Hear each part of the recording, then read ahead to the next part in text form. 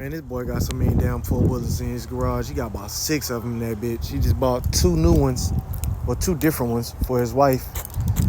Man, I thought I had a problem. I think that he sure to surpass me. But I'm looking at this dirt bike that he got, man. He got the 250 over here. I know, I don't need to buy another toy, but this would be a pretty clean one if I was to buy one. I might flip around and show y'all, but I'll show y'all these four-wheelers that he got.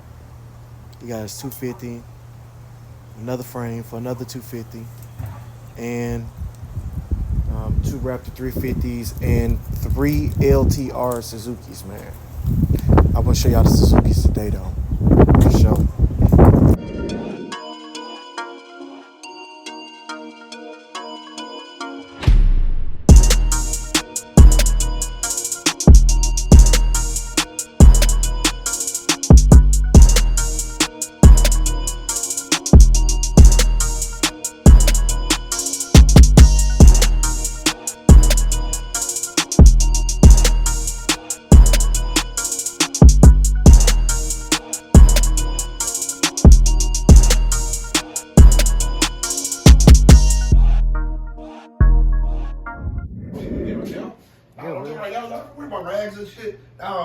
Oh man, now you on it now. Hell no. I forewarned you, then I started recording. Not like this, bro. You can't put me in public like this. Where did I do some damn rags? Man, you cut these Suzukis though, right? These plastics, you cut them? Yep, I cut them all like this. I do a lot of my race bikes like this. Okay. Mainly because whenever you're racing, bro, tabs. you want to be able to see where you're putting your tires at. You know what I mean? Mm-hmm. That shit's so important, dude. You gotta know where to put your tires at when you're racing. You know, like for instance, like when you ride your Banshee, for instance, you got those big fenders on there. You can't always see where your tires are at. You try to cut between trees and everything like that. Okay. When you cut the fenders, you can see your tires. You know exactly where you're putting your tires at. I just thought it was all about look. That's why I was. Man, because I'm just looking at all the fairings and stuff. Because like, all right, so in the Honda, they say if we put the kickstart option on there, then you got to come back with a kickstart insert. And I was seeing too as well, right? They was saying that they don't have it. They have it on back order, the actual lever for the Honda. It's almost impossible to get one. So that means I'm automatically going to have to get an aftermarket, probably like a Quad Addict.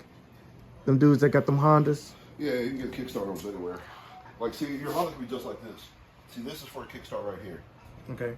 So the kickstart is always going to be more reliable because these are originally dirt bike motors, right? So they're always going to have the little kickstart portion right here. You just got to go over the springs, the gears, and everything else to make it function. Yes. And then you can swap it all over into the kickstart. Yeah. I want to say yours is carbureted, so you don't have to worry about it as much. But I know on Suzuki, since they're fuel injected, you have to have some kind of like resistors. You got to kill off a couple sensors on here, so it doesn't throw check engine lights and all that stuff. So what year is this? This is an 08. So you said these are fuel injected? Yeah. Okay. These were like the first fuel injected quads, I believe. Oh, they was ahead their times with it. So the fuel injection is really primitive on these bikes. They do run into some issues with them, but when they work excellent. Man, he got some. Y'all see, he got some stuff up in here. Oh man, I even see that little bike. That's one of your first bikes. Yeah, that's why my little Z50, man. That's all custom built right there too. Like $3,000 in that bike. Man. All custom powder coated, KLX 110 forks, got a 108 stroker kit in it, 4-speed transmission. I mean, I did everything I could to that thing. Yeah. It's a little rocket. Always got some gems hidden in here. Yeah, man. This the one though, man. This the one. Yeah. This one got a hell of a story behind it, man. I like the story that he told me about this one right here. So this hands down is the most valuable one. Which one do you think got the most motor work in it? Which one the fastest out of these three? Oh, out of these three, that's gonna be this one. It's gonna be this one. Yeah. So this is the one you say you like to ride, and this was the one that you said we was gonna take out. Yeah. But the battery didn't. Yeah, I got the wrong. All his batteries, man. So where they at? Well, this is the wrong batteries right here that I ordered. Oh man. No, I'm wrong. I'm sorry. It's this one. Damn, how many batteries you got in this mouth? Those are all bad, unfortunately. This is the wrong one I ordered. It's like literally 1/4 of an inch too tall. Oh man, that's an Amazon purchase? Yep. Damn. Big mistake. Damn. Big mistake. But this one This bike right here, this one, what I have done to this, it's got a Pro Design air intake on it. A Pro Design? Yeah. So that's where you got the clamp-on filter and everything. Okay. It's got 13-1 compression piston, stage 1 hot cam. We had a dyno tune at Stewart Sand Sports. I think it made like almost 60 horsepower, but it's like around 32 or 34 foot-pounds of torque. And no, I put the stock exhaust back on. So it's pretty stock. It's got some basic mods to it, but just something to kind of pep it up and make it a little lively. You know what I mean? Make it competitive. It's a bad little bitch. She'll get up and go. Man, any suspension work? Everything's all factory. All I did really was just kind of lower the shocks down with this one. Okay. I mean, I do got some future plans to do. So those is like a basic coilover, right? Yeah. A coilover spring. Yeah, these are basic. These are your basic factory shocks right here. I just like to lower the bikes down, keep the center of gravity low, so that way they corner really, really well. And you did flex bars on this as well? No, these are just basic pro tapers. Okay. Nothing special here. No risers? Nope, no risers. It's all stock right now. Okay. I've got my stems and everything like that that I want to do to it, but on these bikes, I like stock length stems, and or you can go +1 forward. But other than that, I kind of keep them just the way they are. They just seem to handle really, really, really well. Man, I like the yellow one, of course. Yeah. But then when I look at the value, oh, I wish we had more room to move around. Yeah.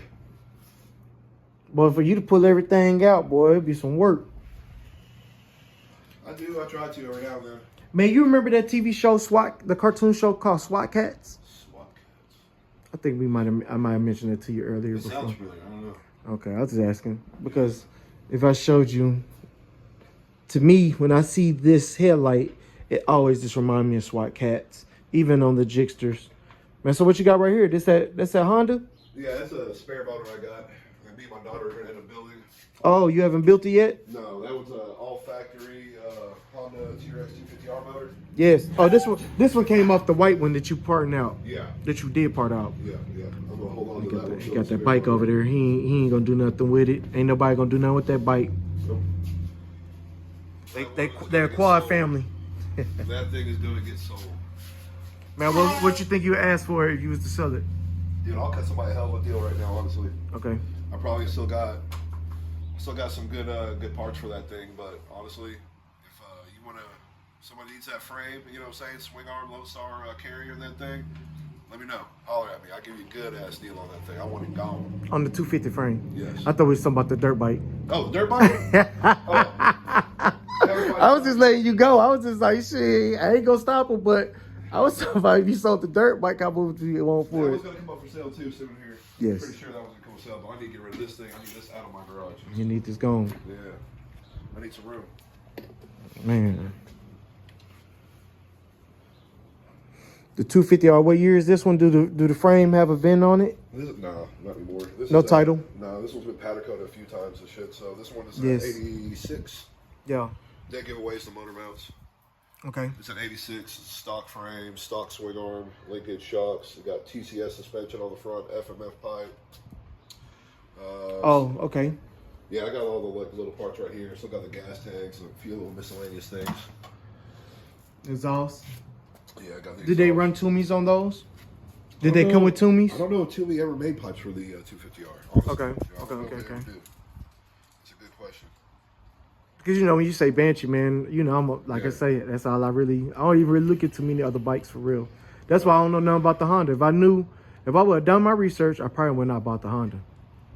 If I would have truly dug deep, found out all the problems. So what do you think is the main problem that I'm having right now, man? It's like, do you think it's because I'm giving it too much gas, like treating it like a Banshee? No, not at all. But why do the one-way bearing just keep on popping off? I think there's a few things going on with your bike.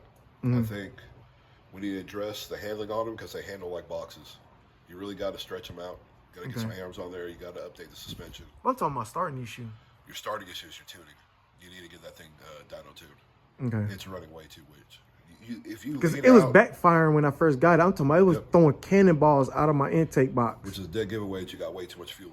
And then they said that the valves was hella off. They got a valve job on it.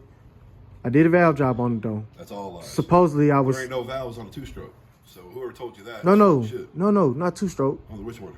on the Honda. Oh, the Honda, your 450. See, man, I don't know where you be at, bro. You be. I thought you were talking Banshee. No, I say if I would have did my research on the Banshee. Got you. I mean, on the Honda, on the TRX 450. Okay. Because we do be going back and forth because we both have various toys. Nothing like, man, this man right here, man. I think he got a real problem, people. What y'all think? He got too many bikes. Nope, no such thing. All right, so now that we on the same subject. The Honda. Okay. The Honda, okay. Okay, you got me. Your problem with the Honda is a great bike. It is a really, really good bike. It handles really well. It makes good power. The problem you're having with yours, I think once we get that little, the one-way bearing replaced inside, so it actually starts, we need to get tuned. Okay. Those Hondas will actually make really, really good power, but you got to do a few things. You got to make sure they can breathe. So we got to get the Pro Design kit for that one. We need to get exhaust on it, and there's a green wire mod, I believe, that you literally clip a green wire and that goes to your ECM, and it'll let the bike rev up another 1,000 RPMs. So it's another 1,000 RPMs every time you shift. You know what I mean? So you keep into that power band. I think once you get it running correctly, it's going to make really, really good power. And then if you want to make it handle even better, we stretch it. You know what I mean? Mm-hmm. I'm just worried about getting it running right now. I think you'd be shocked at how much power I'm just. It's a really, really good bike. Very, very competitive. Man, I'm gonna have so much money in it, I ain't gonna never be able to sell it. I don't think you're gonna want to. If you do what I man, because this is really for me right now. It's about the headache. Yeah. The haggle, the hassle. It's like, damn. Every 5 minutes, what's the point of having it? Yeah. You know what I mean? Yeah. We gotta get all those gremlins out of it. Get it back to being reliable like a real Honda. Oh shit! Here you go. He taking shots at Yamaha every chance he get. I always gonna say something disrespectful. He say dependable like a Honda meant to be. But that's one thing I'ma say about Honda product in general. Parts are always ready to live out. It's way easier to get parts for a Honda car, Honda anything, and like you said, they are dependable. I'm pretty sure right now they're not gonna hear me much on this on here, but I'm gonna come back, chop up some of this content. But man, so he got them custom billet cases on there. I'm gonna get y'all some B-roll of some of the bikes, because I'm gonna probably have to help him pull some of them out so we can get them in the sun. Get the lineup. Yeah. All right, so that's the plan. Y'all hear it? That's the game plan. I'm gonna put some footage together for y'all real quick, so I might have to move some things around, put y'all on time lapse, because this is gonna be a workout, just getting all the bikes out and getting all the bikes back in. But y'all stay tuned. Man,